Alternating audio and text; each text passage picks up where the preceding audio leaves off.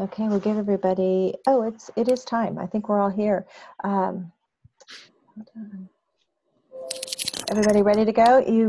Did everybody get my note that said, thank you? Who called me first? I think Dan called me. Thanks for letting me know I've left out an interest rate on that problem 4. Hopefully everybody got the note.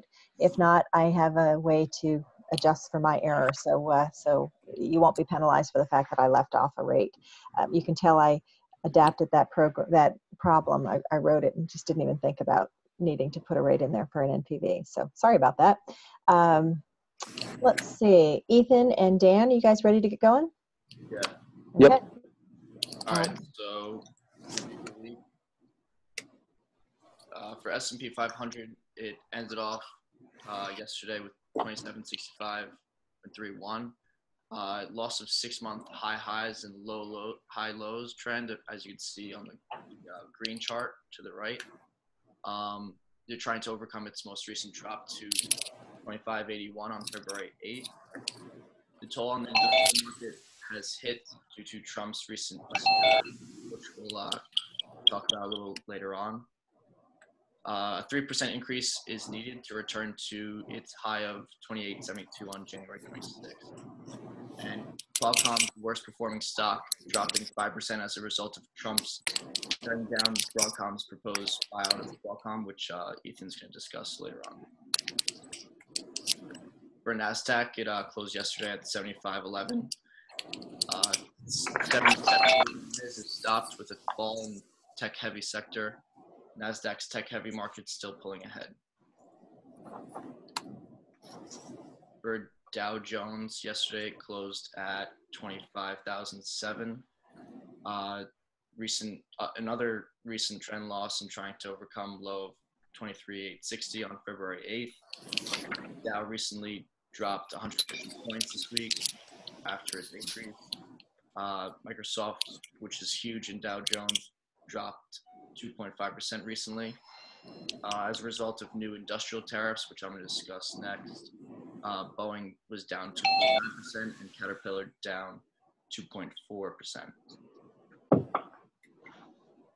So Trump's tariff proposal, which recently has been in effect and signed, Trump administration has proposed a new tariff on steel and aluminum that will soon become in effect. It's a 25% charge on steel imports and a 10% levy on aluminum. But a new thing about this is that Canada and Mexico is exempt. It's tough on the industrial market, such as Boeing and Caterpillar, because of increased costs and decreased sales because of such a raise in price. Steel mills now in the U.S. are now priced 75% higher. My mom actually works in aerospace, so she's actually getting the brutality of this now with her prices and costs domestically and internationally because she sells overseas. So she can explain to me how tough it's been on industrial stocks since they passed this. Our main concern is that the bad timing of this, since it could possibly worsen trade relations with other countries and result in a stoppage of international investments and growth for the U.S. Question for all of you guys: how do you think these proposed tariffs will affect U.S. relations with other countries, as well as U.S. economic growth?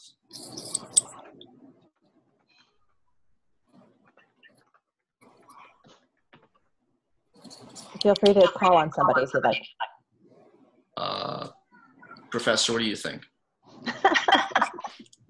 Well, that was just mean. Boy, I'm getting trouble with it. Yeah, I think tariffs are a mixed bag. On the one hand, you take two industries that have been struggling in the U.S. And you give them a chance to be more competitive. But globally, do we have a responsibility for countries that are struggling? And do we also have a responsibility for industries like aerospace that are also going to be hurt by this? The fact that our inflation rate has been low for so long means that we have the ability to let it rise a bit with tariffs and causing our costs to go up. But there's a trade-off. You're benefiting two industries at the expense of global relationships, as well as hurting a lot of other industries and consumers. What do you all think?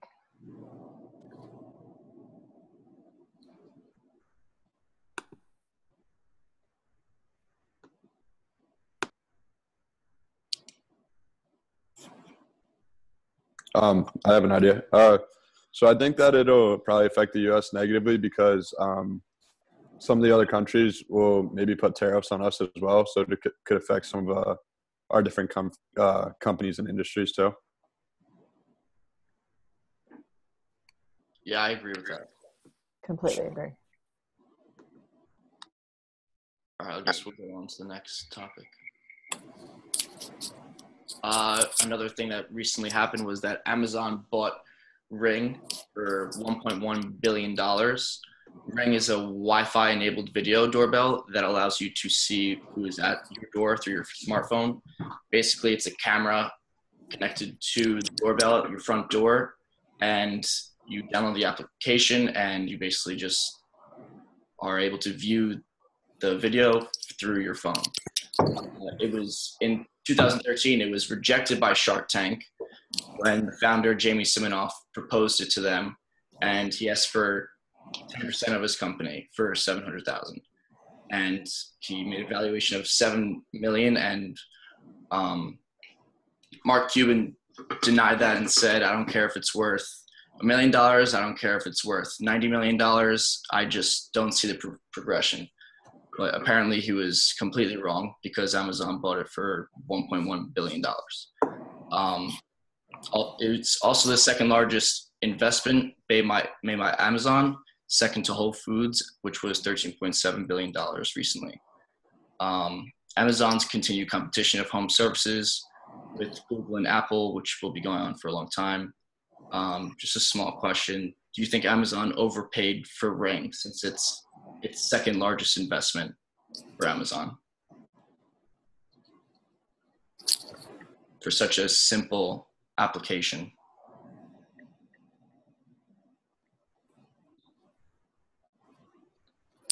Yeah, Angie, you got your hand raised? Yeah, honestly, no, because if you kind of look at us now, like, let's be honest, how many of us actually rush to the door when the doorbell rings? Like, I literally, like, I wait, like, to see if they ring it, like, twice before I go to it. So I think that's actually a really good thing, you know, how much they basically, it's a really great product because it's, you know, it's also good to see, you know, who's at your door at any time. And it's really popular because now I know so many more people that are getting, you know, wireless cameras, just, you know, to see who's at their driveway sort of thing. So personally, I don't. And hey, the guy that created this, you know, is actually really glad now that Shark Tank said no. So I've got a personal example.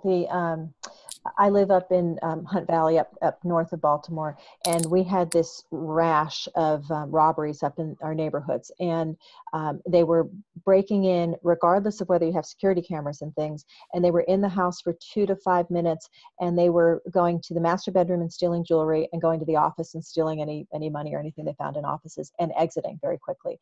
And they did like 30 of them in a very short period of time, and the police came in and had a whole series of meetings about those rash of burglaries. And one of the things they recommended was to get these doorbells because they had on security cameras, these guys were all dressed in black, faces covered, and they were ringing doorbells first. And so you could get a better sense of what was going on. People work and they're not home or they travel. And so they didn't specifically say ring, but they said get the video doorbells as an extra security precaution.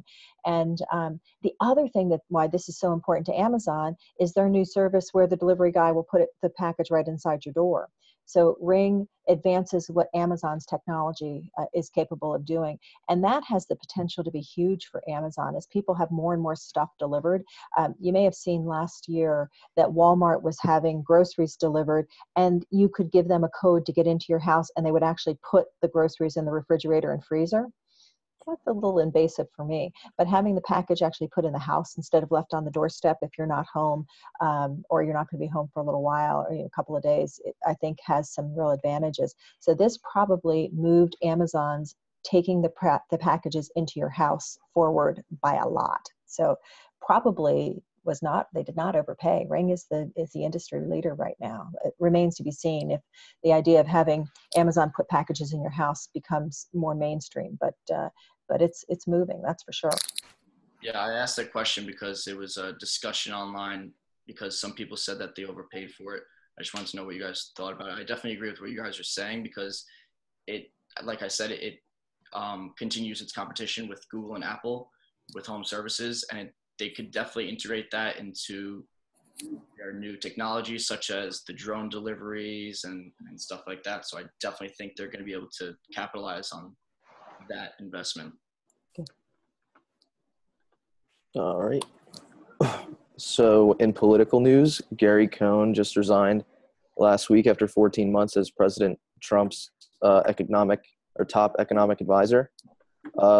He oversaw the significant revamp of the tax code and financial rules, but this also comes right after his unsuccessful attempt to either eliminate or even limit the scope of his proposed tariffs that Dan just talked about earlier. He also failed to prevent the U.S. withdrawal last year from the Paris Climate Accord and made little progress on advancing a $1 trillion infrastructure plan. And it has been in the news that Larry Kudlow might replace him, but they're still unsure on that. So more news in the healthcare sector. So health insurer Cigna announced last week it would be buying the pharmacy benefit manager Express Scripts for $50 billion. And I think it's $54 billion actually, but it marks the latest in a series of proposed tie-ups in the healthcare services industry. And the question there, is this an attempt to stymie Amazon or just simply a way to control costs?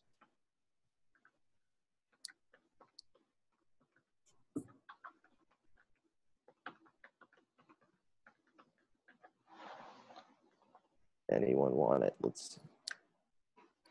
Dan down there, you want to give it a shot? So I think this is similar to the past couple mergers where in order to compete with Amazon and JP Morgan and Berkshire Hathaway's company, I think that there's going to have to be a lot of consolidation.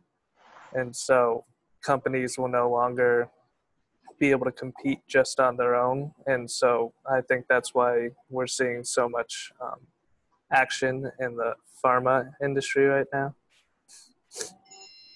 Yeah, I agree. It's kind of like a get big or just kind of go away at this point. All right. So Toys R Us, as we've discussed in class before, it's currently in the process of drafting the court motion for its liquidation plan after a weak holiday season. It originally sought to restructure through bankruptcy process in September of last year, but after the holiday season, it figures this is the better option. About 800 stores would close, which equates to roughly 15 to 20% of all toy sales in the U.S. yearly. A few questions. Do you think this is the right move? Did Toys R Us have any other options, or is this in large part Amazon's doing? And also, what's the future of other stores like this?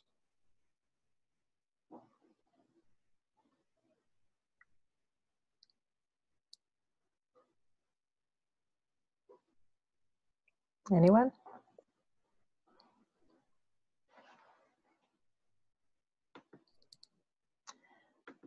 Leah, what do you think? Well, I was actually just reading an article about how Amazon has a baby registry now.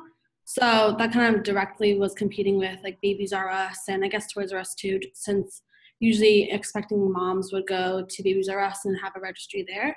So I think Amazon is definitely a huge part in their bankruptcy.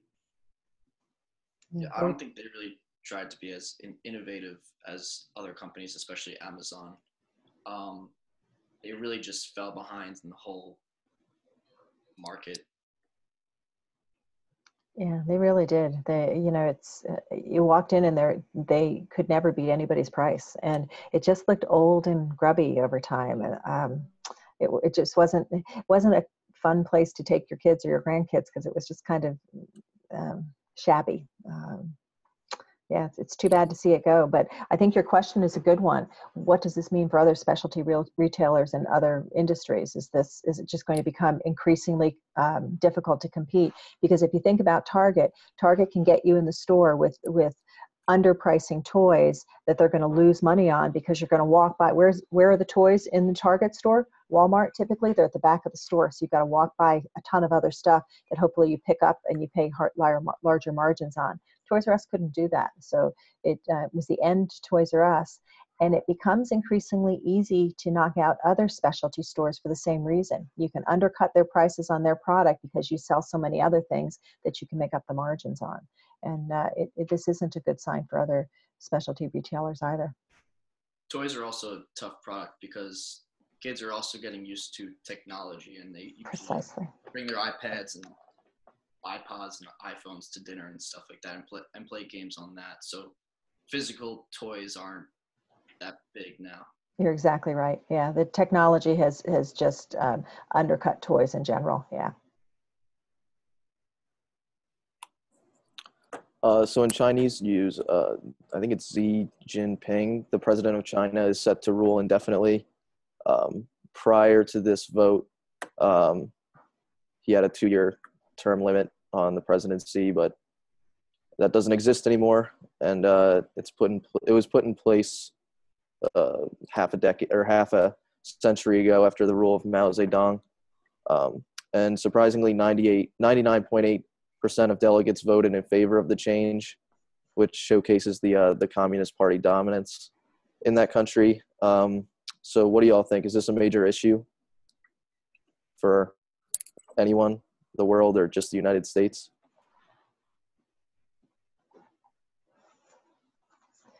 It's interesting. Did really 9.8% vote in favor of? So are those actual numbers? Yeah. And second, did anybody feel free to vote against it? So, whether or not people believe this is a good change, anything that comes out of a communist country, you question the veracity of the information, and second, whether or not people really could vote in favor. But what do you all think? Is this a good thing to continue on with leadership in China? Yeah, I think you're right. They said 6 people didn't vote for it, so I don't really want to know what happened to them. Yeah. May they rest in peace. I was in China a number of years ago, and I had a group of EMBA students with me, and we went to the China Daily, which is the communist newspaper there. And it was really important for them to take pictures of us when we were there. And we were on the front page of the newspaper the next day. And one of my students worked in the defense industry, and that was a really big deal for him to be shown on a communist newspaper. It was quite a problem for him when he returned. But the language of what they said, we were there to learn from them and such. Well, that wasn't it at all. So it was definitely the spin from the communist paper's point of view. It may not be consistent with what your true intent was. So what do you think, Ethan? Do you think it's good or not so good to let Jinping stay in power for longer? I guess just out of principle, I'd say it's not going to be good. I mean, it's all kind of dependent on what kind of morals he has at this point. Yeah, it's, is he the lesser of potential other evils, or is he stymieing potential change in the country? It's hard to know what the alternatives are. Yep. Angie, you wanted to add something? Yeah, he could be like the next Putin, when him and Medvedev, they just flip-flop. You never know.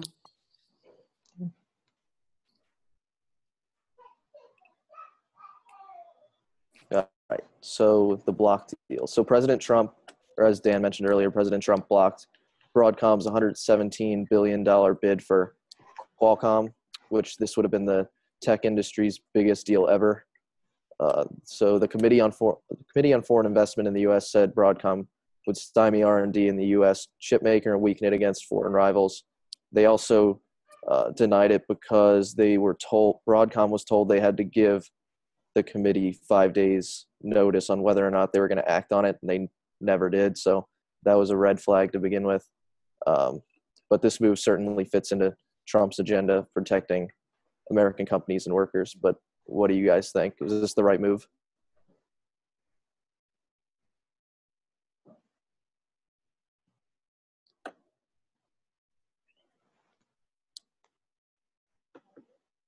Don't forget, class participation is 20% of your grade, and you guys are making Ethan and Dan work awfully hard.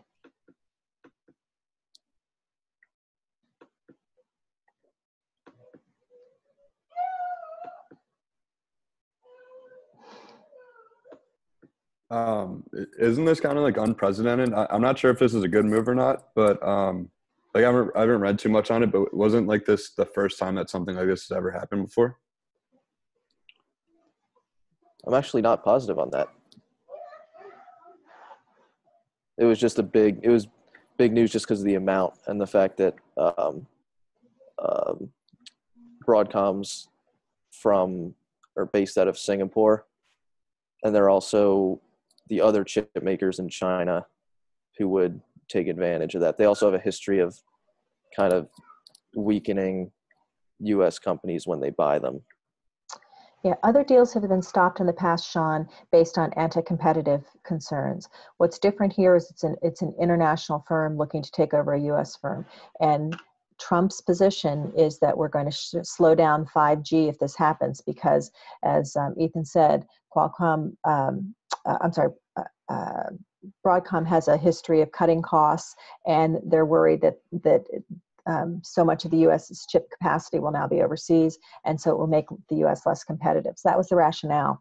That component of it is most definitely new, that we stopped it based on concerns about making us anti-competitive because it's a non-U.S. firm buying a U.S. conglomerate.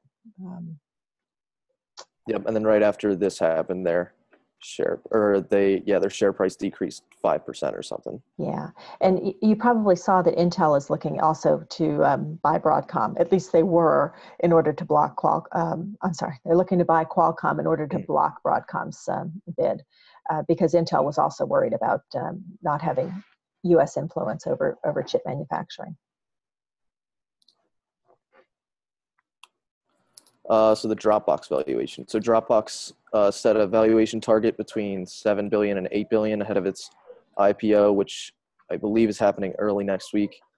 It is set to be one of the biggest tech IPOs in the past few years, right behind Snap. It's 20% below the level Dropbox achieved in its latest private funding around in 2014. It will be listed on the NASDAQ. And then that's what they do at the bottom there. It's a provider of cloud-based platform that enables users to store and share content. And Apple is to acquire, or actually already acquired Texture, which is a digital magazine subscription service owned by Next Issue Media LLC 2 days ago. It gives users unlimited access to their favorite titles for one monthly subscription fee. And since 2010, Texture has become the leading multi-title subscription service. Is this simply another acquisition for Apple, or do you think other firms will respond to this or just ignore it?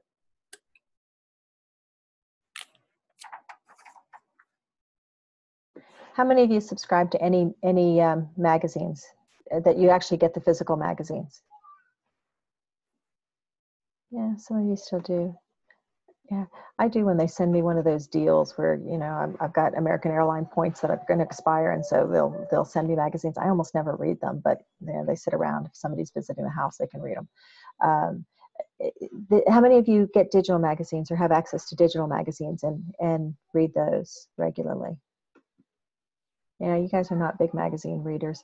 I do a couple, like The Economist and a couple of other magazines I read online. Most of the libraries have this for free now. So, you know, if you have a library card, you can get it for free. This was, I was kind of surprised Apple chose to move in this direction.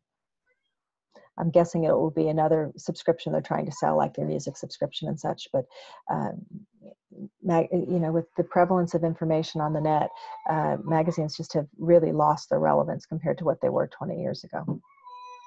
Yeah, this story seemed insignificant to me when I read it. It just seemed significant because it was Apple. Yep, agree. And Dick's Sporting Goods. So Dick's Sporting Goods announced their fourth quarter earnings on Tuesday that were slightly above analyst estimates, but revenue and same-store sales fell short of predictions. Shares were down more than 8% after this announcement. Let's see, sales were down 2% for the holiday period, which is in large part most likely due to Amazon, as everything else seems to be. It is also announced it will no longer sell assault-style rifles, and purchasers must be at least 21 1 years old after the shooting a couple weeks ago. So what kind of changes must Dick's make to remain relevant or do anything at all? And what do you think gun limits will, what impact do you think gun limits will have on its sales?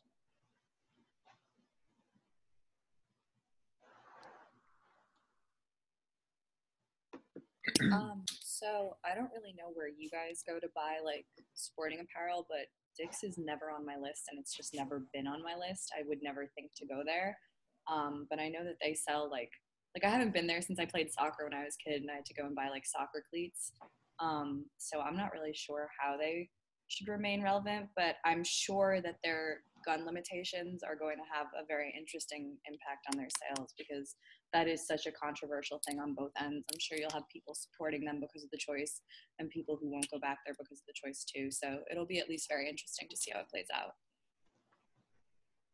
You know, it was interesting when Dick's announced this, because it turns out Walmart has had this policy in place for quite some time. So let's see, they don't sell them to under 21, and they don't sell assault weapons either. And that whatever that attachment is that allows your gun to shoot faster, they don't sell those either. So this is something that Walmart did a little bit quieter, I think after Sandy Hook. It was after one of the shootings, and Dick's just hadn't come along. So they have now, and the announcement they made about it was heralded, and certainly, as you said, NRA had a stroke, and NRA is now filing suit that by not selling to 18 to 21-year-olds, it's discriminatory against those adults. The other thing Dick's came out and said is that that Under Armour really hurt them, that Under Armour's performance was poor, and so that also had a negative impact upon fourth quarter sales. Do you think this is similar to Toys R Us, in that the specialty store, Alexa used to go there, doesn't go anymore? Is it similar to Toys R Us in that you just don't go to a specialty store anymore? You either go to a big box, Macy's, Nordstrom's, or you buy online. So, or Alexa, where would you go if you were looking for sporting goods stuff? If I was looking for sporting goods stuff, I would probably go to Amazon, honestly, especially since they do have like all of their reviews there. So it's a lot easier to sort of compare and contrast what you might need versus what you have. But I don't want to diminish the value of going to a physical store and being able to see the product and try it on and experience it in that way. But for me personally, I would probably go online first. Okay. Anybody else?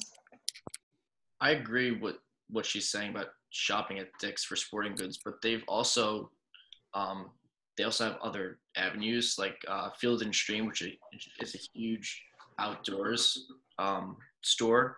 So it definitely like attracts those type of customers. And they also have Golf Galaxy, which they acquired, which is a huge golf store. Like I actually shop there sometimes when I go to Dick's. But for sporting goods, I actually went to Dick's to shop the other day, and they're just, I came out with nothing. So I do agree with what Alexa's saying. I definitely get stuff online and other smaller stores. Yeah, I had forgotten about them owning Golf Galaxy. That's what I was sort of thinking. Dick's to me is a big box sporting goods store, so it's a little bit of everything. If I need something for golf, I'm going to go to a golf store. If I need something for tennis, I'm going to go to a tennis store. I don't go to a general merchandiser anymore. And if I don't, and I'm the old generation, I'm not doing it, then, and you guys certainly never did it, really, that doesn't bode well for them. But owning those specialties, you would think would help them. Field and Stream, and that's a specialty market. But the online is a killer for these guys now. And if you're going to go online and compare Dick's prices to Amazon's, I'm guessing Amazon's going to beat them pretty much the majority of the time. Yeah, because you're better off going to specialty stores. Like Dick's has Nike and Adidas, and it's usually connected to a mall. But in the mall, there's also a Nike and Adidas store. So right. Yeah. And, I go through tennis shoes pretty quickly, and I can't get good tennis shoes at Dick's. You've got to go to a tennis store for those. And so, it's, they are not as relevant as they used to be because sports have expanded. I mean, think about it. You guys have always grown up with lacrosse. Lacrosse wasn't really around when I was growing up. So you add all these new sports, all the extreme sports and things that take up a portion of their store. And so they're trying to accommodate so much. And so what they've done is they've shrunk their depth in each of the different categories now. And that strategy has hurt them, I think, long term. All right, and a few future earnings reports that will be coming out either later this week or early next week are Dollar General, Broadcom, Adobe Systems, and ADT. And that is it. Any other comments or questions anybody has?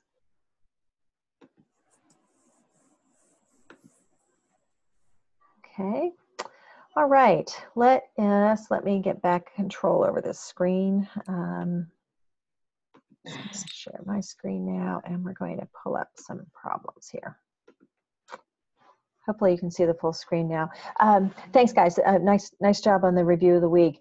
I hope the exam went okay for everybody. What I do is I'll grade them over the next couple of days, and what I will then do is once I grade everybody, because I go through and grade one round, what I try to do is each person I grade your first problem, everybody. Then I do the second problem, everybody, so that I can see if there's standard things that people are missing, that's something we might not have covered well enough in class.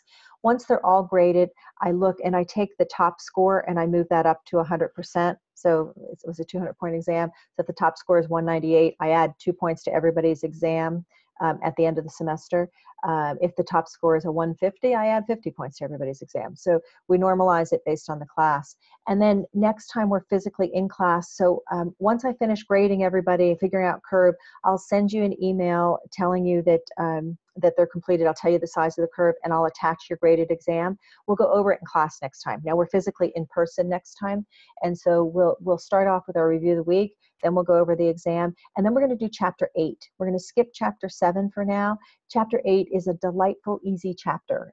You know how to do everything in chapter 8 already. It's just how to value a bond, and it's really going to be a simple chapter. And that's good because chapter 6, while we split it, chapter 6 is a hard chapter, and that's why I wanted to make sure and go through a couple of the problems that are end of the chapter. That Baldwin example is a killer problem. That's a big, monstrous problem. If you can do Baldwin and you could follow me through all of the Baldwin steps, you're in really good shape. You've got a good sense for how to do capital budgeting problems. But let's do these last 4 problems in chapter 6. Then we'll finish up for the day and we'll jump into chapter 8 next time. And then we can also address any questions you have on chapter 6. So if you have any questions about these 4 problems I want to talk about today, by all means, jump in as we move along. Let's start out with number 6 at the end of the chapter, and this is a project evaluation. You're looking to purchase a piece of equipment that costs $530,000, and it's going to be depreciated over 5 years, straight line. But at the end of those 5 years, it's still going to be worth $50,000. Let me fix my screen so you can, so it's larger so that you can see better.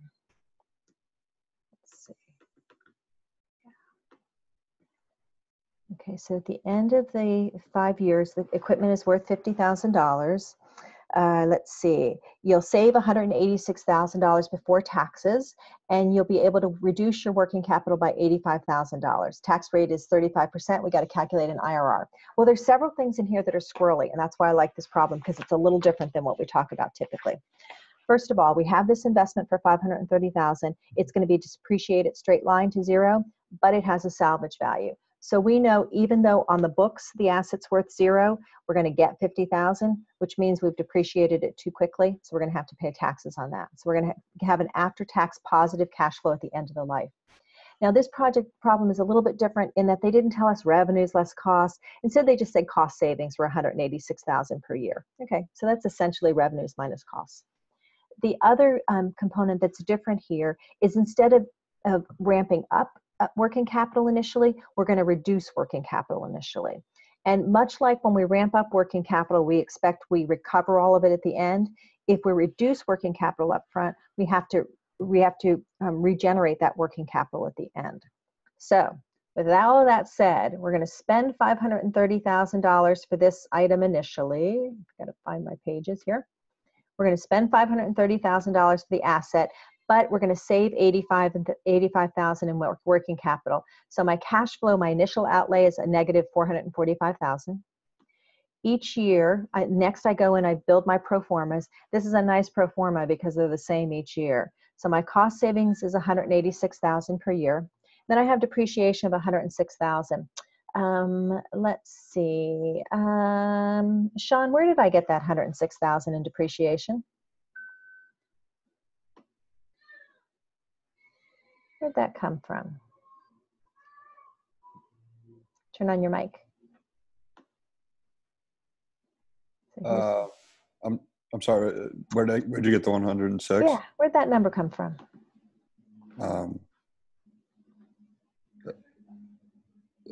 158. Or I'm sorry, I'm a little confused. I'm not sure. Okay. So how do I get that depreciation number for this problem? Connor, you want to answer? You just take your initial investment and divide it by 5 so you can break that depreciation into 5 years. Great. Okay, so I have $530,000 investment, straight line depreciation, so divide it by 5. So my depreciation is $106,000 each year. So I have cost savings $186,000 minus my depreciation of $106 to get to my operating income of $80,000. Taxes are at 35%, which is where I get that $28,000. So I have net income of $52,000. My operating cash flows, EBIT, plus depreciation minus taxes, so that's $80,000 plus $106,000 minus $28,000 gets me my operating cash flow of $158,000. We're most of the way there now. So we know our initial outlay was $445,000. We know our cash flows each year for the 5 years. What's the other thing we still need? Anybody? What else do we still need to add back? No, there's 2 things actually. Chaz? So I had a question about far as like with the depreciation expense, don't you have to subtract out the salvage value to get, or is that different for finance? I don't know. That is such a good accounting question. We're able to depreciate this fully down to 0. So from a depreciation standpoint, we do not need to subtract out that salvage value. What we expect is we're going to be able to sell it for $50,000. That's just an estimation. We may be wrong. It's like saying that we expect cost savings are going to be $186,000 each year. The tax code allows us to depreciate it on a straight line basis down to 0. But because we think it's going to have some additional salvage value at the end, that's a finance salvage value, which is different than what you're thinking about from an accounting standpoint. Okay. Okay, that's a really good question. Okay, what are the 2 cash flows we still have at the end of the life of this project? Bridget? Turn on your mic. I'm not sure. Okay. Angie, got an idea? No? I don't. I'm really sorry. No problem. Okay, remember we recovered net working capital of $85,000 initially. That means we're going to get that back at the end. We're going to have to spend that at the end of the life. So if we got $85,000 initially, we have to spend that to put it back in place at the end of the life. And the other thing is we have that $50,000 of salvage value at the end, less taxes of 35% means the after-tax salvage value is $32,500. So this line is our cash flow stream. We're going to spend $445,000 initially. We're going to have cash flows of $158,000 for 4 years and cash flows of $105,500 in year 5. And we compute the IRR and we come up with an IRR of 20.68%. Is this a good project? Christian, what do you think? IRR of 26.8%. Yeah, certainly looks like a good one. It's probably a pretty good project. We don't know what the riskiness of our company is and what our weighted average cost of capital, but ordinarily a 20% return on your investment is going to be a pretty good investment. So that's problem 6. Any questions on problem 6? Okay, take a minute to read problem 9 at the end of the chapter, and then we'll walk through that one as well. Which, while you read it, gives me a minute to look at it again and remember what this problem was.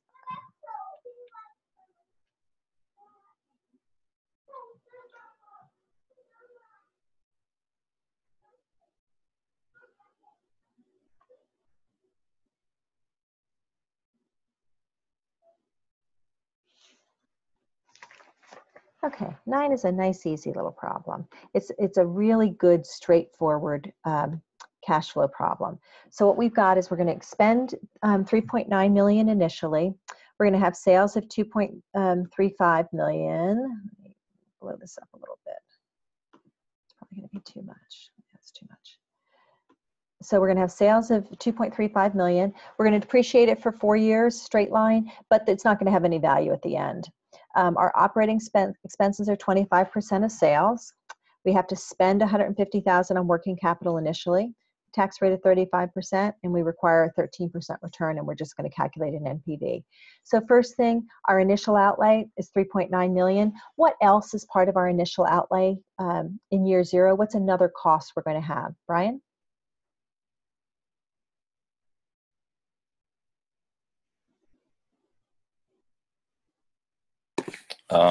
In year 0, apart from the 3.9 million, is it also the working capital? Beautiful. So we're going to spend 3.9 million on the investment, and we're going to have $150,000 in net working capital. Now, because you guys are accountants, remember what we're depreciating is only the asset that the only thing we depreciate is the 3.9 million. You don't depreciate the entire initial outlay because that working capital is included in there. So we're depreciating the initial outlay we're depreciating the initial investment, even though our initial outlay also includes that 150,000. So our initial outlay is 4.05 million. Then we have to figure out our operating cash flows. So we have to set up a pro forma income statement. We know our sales of 2.35 million. Our costs were 25% of sales. Yeah, costs were 25% of sales. Dean, how did I get that depreciation figure of 975,000? Turn your mic on. Is it the initial cash outlay divided by the number of years? Beautiful. So we have 3.9 million divided by 4 years means our depreciation expense each year will be 975,000. That gets me to my earnings before taxes. They tell me our tax rate is 35%. So that gets me to a net income of 511,000. Once I have that, I can use the formula to get to operating cash flow, EBIT plus depreciation minus taxes. So my operating cash flow each year is just about 1.5 million. They told us our discount rate. Our discount rate is 13% is our required rate of return. Okay, now in year 4, I have cash flows of 1.635 million. Dan Ryan, how come it's different from the year 3 cash flow? Turn your mic on.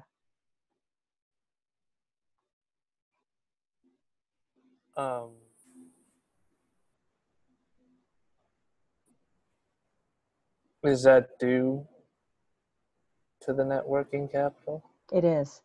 We spent money on working capital, 150,000 initially. We recover all of that in the last year. So this the difference between the year 3 and year 4 is the 150,000 in net working capital that we're going to recover. And when we run the NPV, we come up with an NPV of 464,664. Dana, is this a project you'd be interested in pursuing given that NPV?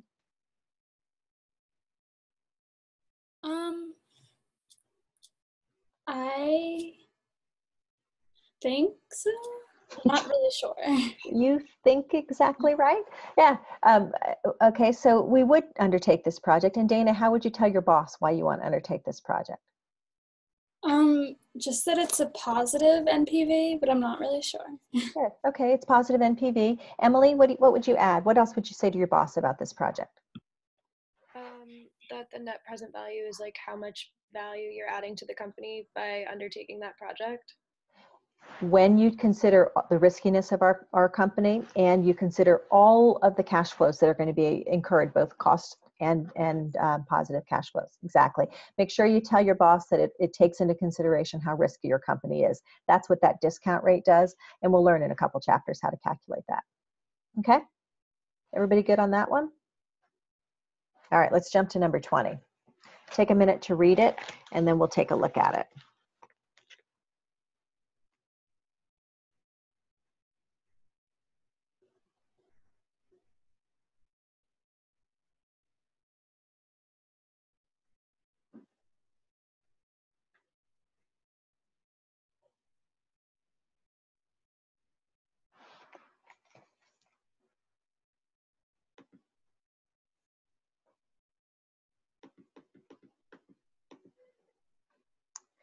Okay, problem 20 is very similar to problem 6, really very similar.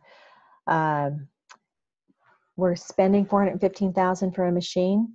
It's going to have a 5-year life with straight line depreciation. Remember Chaz's question before, when we figure out the depreciation, it's based on the fact that we expect it to be fully depreciated down to 0. That's what the tax law allows us, even though we believe there's going to be this salvage value cash flow later on. Now, this machine is not creating revenue, but it's creating cost savings because it's going to replace some people. So we're going to save $120,000 in salaries. We're going to have a reduction in net working capital of $80,000 initially. Alexandra, given that we are going to have a reduction in net working capital of $80,000, how are you going to demonstrate that in this cash flow problem? What are you going to do?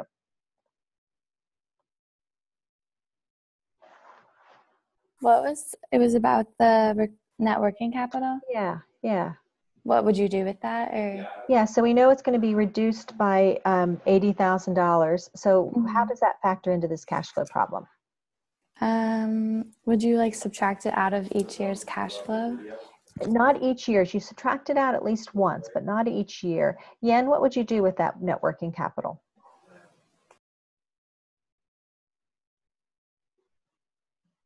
Turn your mic on, I can't hear you.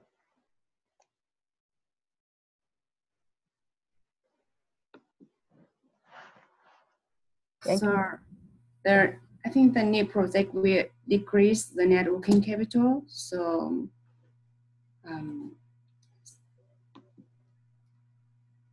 that's I think.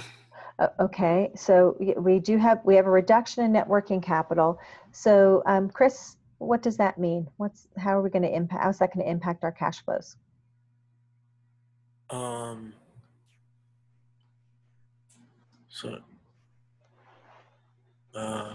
don't know. Not sure.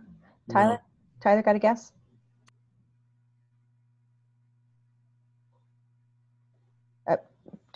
If your mic, it shows me your mic is on, but I'm not hearing you. There you go. Wouldn't that just mean that we had an increased amount of liabilities this year? So the reduction in net working capital would just be because of that? Okay. Or a decrease in assets? Either one. Yes, and so how does that impact your cash flow statement? For the cash flows, you would just have a decreased amount of cash flow. Well, I guess it depends. I'm not sure. That's usually the right answer in finance. In this case, no. Let's see. Anybody else have an idea? If we have a reduction in net working capital initially, how are we going to see that in our cash flow statement? Would you subtract it from the original cost of the machine? We actually add it, because if we reduce our net working capital, that's a positive cash flow. So we're able to reduce our working capital, which means we don't have to buy inventory. We don't have to take out additional accounts receivable. We're actually going to increase our cash flow because we can reduce our working capital. So initially that is as a cash increase, but that cash increase needs to be replaced at the end. So we have to remember, in the last year, we're going to have to replace that working capital. It's going to be a cash outflow.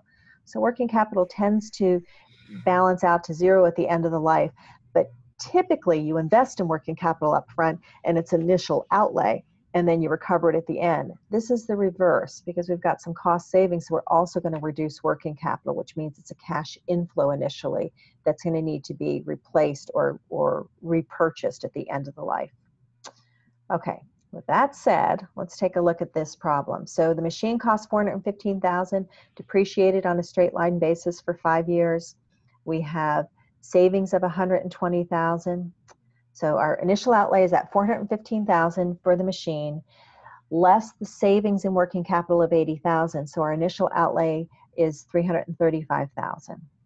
We don't have revenues and sales in this one, but we have savings, cost savings of $120,000, less that $83,000 in depreciation. And where do we get that $83,000, Ethan?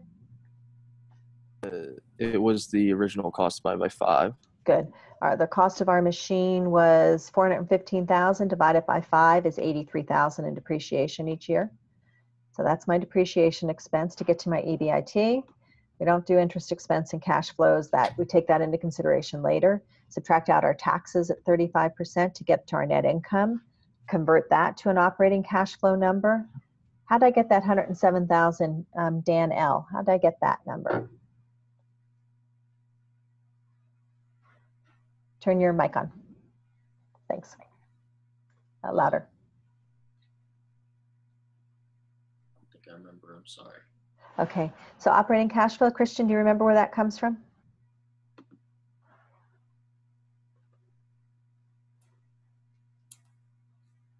Christian, turn your mic on. No, sorry, I don't have the answer. Okay. This is the standard formula that we use all the time for operating cash flow. So it's EBIT, which is 37,000, plus depreciation of 83,000 minus taxes of 12,580 is going to get you to this operating cash flow number.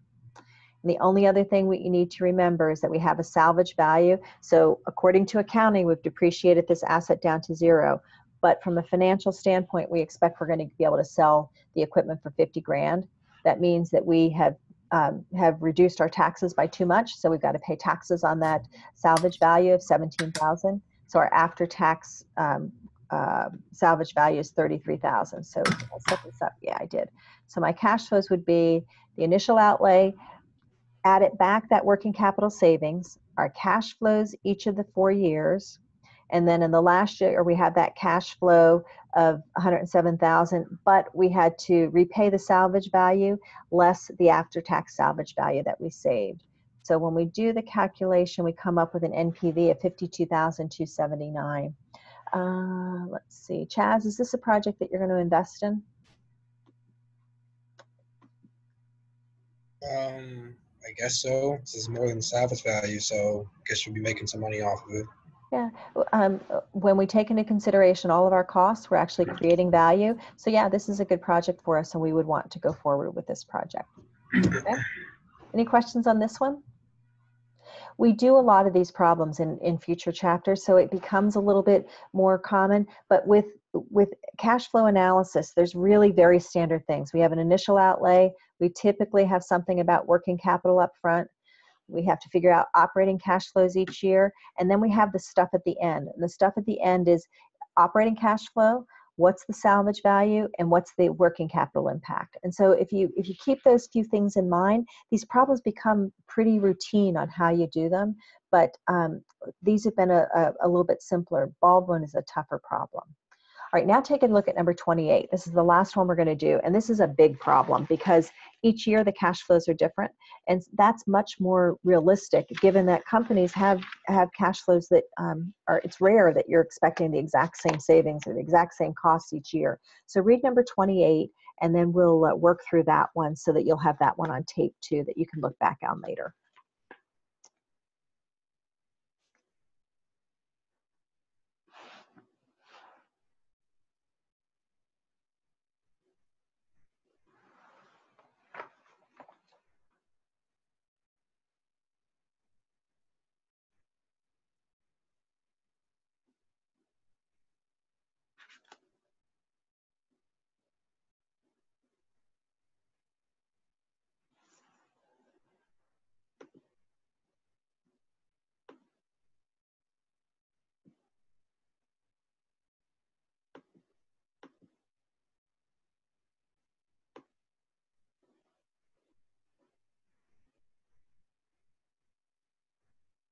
Okay, this is a monster problem, and it's a really good one as you study for the final.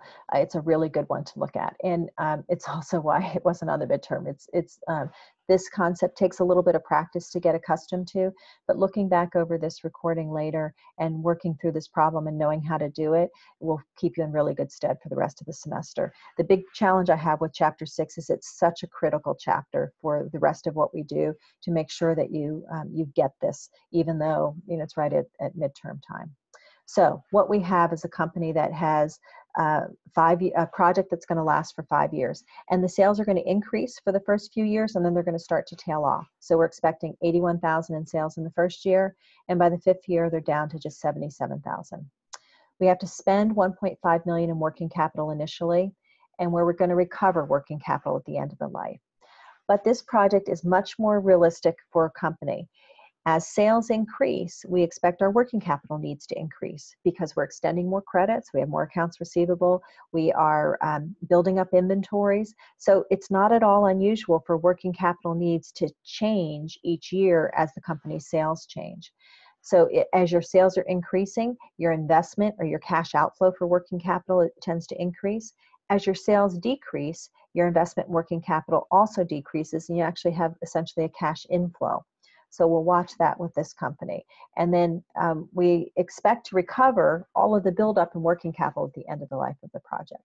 So what they're telling us is each year, working capital needs to stay at 15% of sales. So we're going to have to look at the incremental change in needs of working capital over time. Our fixed costs are $1.85 million each year. Our variable costs are based on the number of units, and our units are selling for $345 each. The equipment that we have to buy is costing $19.5 million up front, and it's an accelerated depreciation, so even our depreciation is going to switch each time. We have a salvage value at the end of life at 20% of the initial cost of the equipment, so it cost $19.5 million, but we're going to be able to salvage it for 20% of that. Whether or not there's tax consequences, we'll see shortly. We've got a 35% tax rate and an 18% required rate of return. You would never have to guess what your modified accelerated depreciation schedule is. I'd always have to give it to you. All right, so where do we start on this problem? There's so many things to do on this problem. So we can start with our initial outlay. And who wants to take a go at what the initial outlay would be for this project? Let me try to move this so that you can see everything you're going to need. Anybody just dying to? And go ahead and speak up because I can't see if you raise your hand. I can't see everybody at once. Nobody is just dying to talk about the initial outlay. I won't put you on the spot. Okay, so we're going to spend $19.5 million in equipment, and we're also going to spend $1.5 million in working capital growth. So our initial outlay for this project is going to be $21 million. Okay. All right, now we've got to build the pro formas, and it's just building an income statement. Ignore the book value stuff for the moment. So our sales in the first year, we had, remember the price of the items that we're selling are $345, and in year one we had sales of $81,000. So that's how I get this sales figure of $27.945 million. Our variable costs are $190 times our sales of $81,000, and that's how I get this variable cost of $15.39 million. Our fixed costs are at $1.85 million to get to an EBIT of 2.876. Depreciation costs. I'll show you where that came from in just a minute. And then we have our EBIT of 7.9 million. Our taxes are at 35% to get to a net income, a pro forma net income of 5.14 million. We then have to calculate our operating cash flow, which is EBIT of 7.9 plus depreciation of 2.7 minus taxes of 2.7 to get to our operating cash flow of 7.933 million. That's the exact same thing that we're going to do for each year 1 through 5. And you should go through and make sure you can do year 2. So go through and look at, in year 2, we're selling 89,000 units. Our price stays at 345, our variable cost stays at 190, and then our depreciation is going to change based on the fact that our depreciation is at 24.49% in year 2. That depreciation figure for year 1, this 2.786 is in year 1 with the modified accelerated, it was 14.29% of our initial cost of $19.5 million. So that's where that depreciation figure came from. So is everybody okay with how we came up with this operating cash flow for year 1? Anybody have any questions about that one? We're good there? Okay, so we've got our initial outlay and we're comfortable with where our operating cash flows come from each year. Okay, now we've got to figure out our working capital. And our working capital stays at 15% of our sales figures. So we had to spend 1.5 million initially. In the next year, we have to invest some additional because in year 2, our sales went from 81,000 to 89,000. So that's 8,000 more units that need working capital. And I think I spelled this out over here. Let's see, I know I wrote it out. Oops, too far. I'm do my working capital numbers. Okay. Okay, so I have 8,000 more units that I'm going to sell. And for those 8,000 units, I need my working capital to be 15% of sales. So 8,000 units selling at a price of $345 times 15% of that gives me an additional investment of working capital of $414,000. Now by the next year, we also have sales increasing by another 8,000 units. So we go from 89,000 to 97,000. So we have 8,000 more units selling at $345 times 15%. That's they're putting it in percentages. Let me just switch that cell format so you can see it. So again, it's $414,000 in additional working capital in year 2.